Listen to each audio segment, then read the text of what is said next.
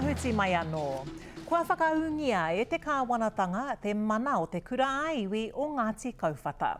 Whai muri hui e tahi tau e whitu ona e tāwharautia ana ki te maru o te kuraiwi o Whakatupuranga Ruamano. Kua tutuki te whai ki atu motu hake te wharekura nei e aro pū ana ki te reo Māori me ngā kōrero tuku iho o Ngāti Kauwhata ake. Mea nei te pūrongo a Regan Paranihi. He moi a kua roa nei ngā kauheke o Ngāti Kaupata e wawatatia nei. Kua pai mai te wā. Ko ngā kaumātua rā ki hai rātou i pupuri ki te reo, engari i tautoko tonu kia pana hei taonga mō rātou mō kupuna. Ko rāhera skipper tētehi o ngā tauira i roto i te rangapū tuatahi e whitu tau ki muri.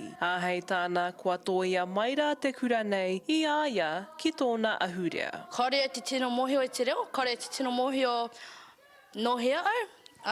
Engari, nā oku kāko e whakahoki au ki taku marae. Nā reira i tino ako au, no hea au, ngā mahi o ka tūpuna. Ka whai te whakatau nei i te whainga te kaumanatanga kia whakawhanake i te mātauranga kura kaupapa Māori, ngā nama anō hoki, mā te toru te kaupai heneti, hei te tau 2040. It's really just giving the tools to teachers to allow them to assess their own abilities and schools to assess where they're at in their real journey and to know where to go next, what's the next step for them to improve on what they're doing.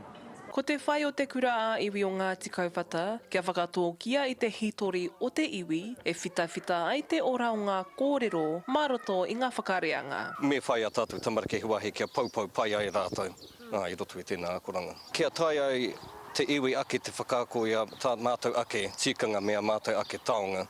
Te aroha, te manaaki, te tūranga waiwai, te mana whenua, Ko te manako nui o tēnei kura kaupapa mō ngā tau epihi ake. Kia tupu pai ai ngā tamariki i roto ki kawe whakamā. Kia tūpakari i tēnei kāinga, ki kawe manuhiri, te tangata i tōna ake kāinga. Ko te whakawhanake i te puna raukura e pū kauri ai te tū o te kura nei, hei te anamata. Regan Paranihi, te karere.